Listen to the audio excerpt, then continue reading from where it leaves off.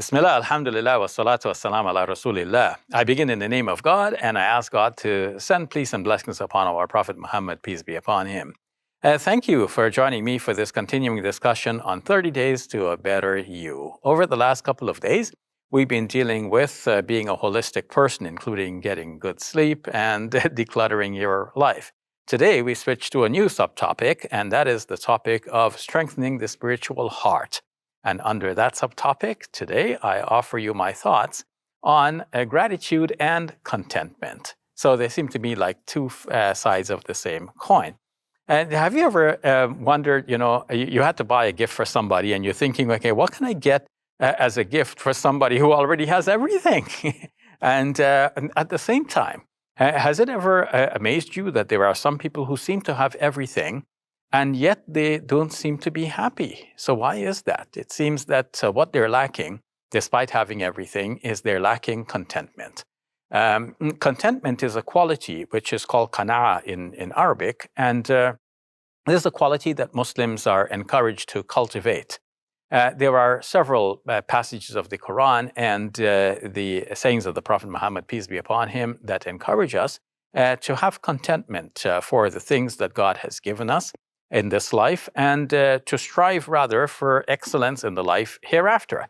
The Quran tells us that people might be destroyed because of and distracted from the real life of hereafter by the things of this life. For example, in a short chapter of the Quran that many Muslims have memorized, we read "Alhaakumut takathur," the takathur, or the a mutual struggle to have more and more. This has actually distracted you. Hatta zurtumul maqabir, and it will remain like this until eventually you reach your graves. And then, of course, all of the realities will be open before us. And that is when people are going to be asked about the bounties that God has given them. And that will be the time that people will regret that they did not give enough thanks to God for the things that God has given them in this life. So let us start to give thanks to God for the things that we have in this life, and that's the other side of being contented. If we are contented with what God has given us, then we're thankful to God. And of course, we should be thankful to people as well, people who help us, people who give us things, people who make it possible for us to achieve the things that we achieve. And none of us lives in a vacuum. We are connected with other people in our lives. And we need to give thanks to where it is due. We reflect on a hadith that the Prophet, peace be upon him, said, whoever does not thank people does not thank God. Man lam yashkurul nas, lam yashkurillah. Whoever does not thank people does not thank God. So if we want to be thankful to God, we also have to start by thanking the people around us. So giving thanks and being grateful for the things that we have, these are the two sides of the coin. In the 14th chapter of the Quran, which is known as the chapter of Abraham, or Surah Ibrahim in the Arabic, in the 7th verse, so we read, وَإِذْ تَعَذَّنَ رَبُّكَ لَإِنْ شَكَرْتُمْ وَإِذْ تَعَذَّنَ رَبُّكُمْ لَإِنْ شَكَرْتُمْ لَأَزِيدَنَّكُمْ. When your Lord has announced, if you are thankful, then he is going to increase his bounties for you. He's going to increase for you. Actually, increase is very general. I heard a discussion by Sheikh Omar Suleiman in which he was expounding this verse and saying that God has deliberately left it like this. He will increase you, and he doesn't say specifically in what. So are they in the bounties of this world, the things of the life hereafter? Is it that your own perspective will expand and you will see more, and so on? So it is, God will give you increase. That might be the better way of putting it, that I realize after listening to Sheikh Omar Suleiman on this question. So the important thing is that God is giving us a promise that he will give us more.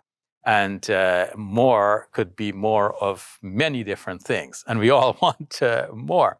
And of course, we want the things which are going to be more, not just of this life, but the things which are blessed by God, and even the things which are in the life hereafter. So the Muslim attitude is to be contented with what God has blessed us with, And that is mentioned in a hadith as itself a blessing from God. So the wealth, it is said in a hadith, is not the material possessions themselves, but it is the contentment that a person has. And you can see that if a person has contentment, this quality of being satisfied with what we have, then even having meager resources, a person would be still happy.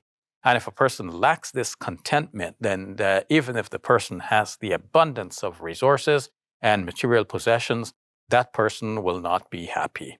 So how can we incorporate this into our lives? How can we be persons being more content and being thankful at the same time? Well, we have to start small. And one way of starting is by compiling a list of the things that we already have. Most people have in mind the things that we need. Okay, I want that, I want that, I want the other thing. And there are 2 or 3 things that somebody is saying, I'm going to die for this. But compile a list of the things that you already have, and you'll see that it's a long list. It's not only a list of material possessions, but it's also a list of skills, abilities, knowledge, and so on. So many different bounties and benefits that we have.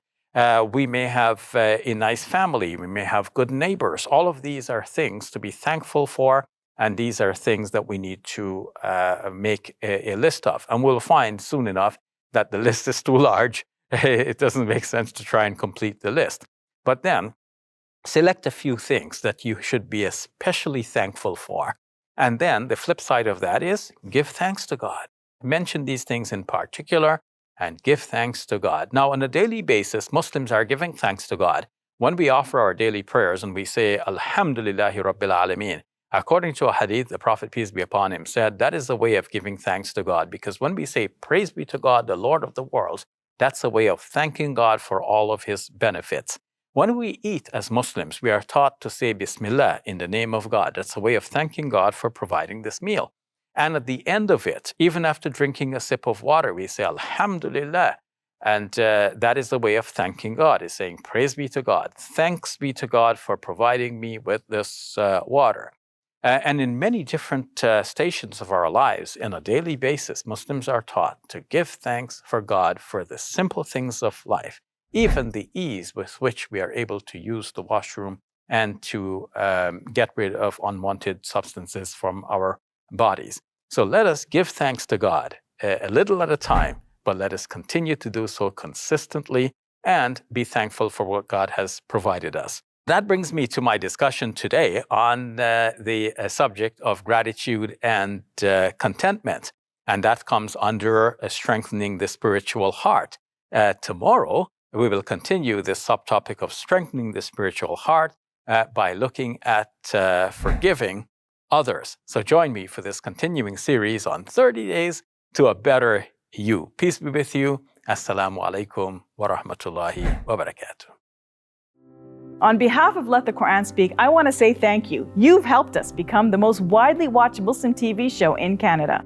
I want to appeal to you to continue to support us. You can visit our website, QuranSpeaks.com. We also accept e-transfers to igive@QuranSpeaks.com. And we're now on Patreon, so you can make a monthly contribution. May God bless you and your loved ones today and always.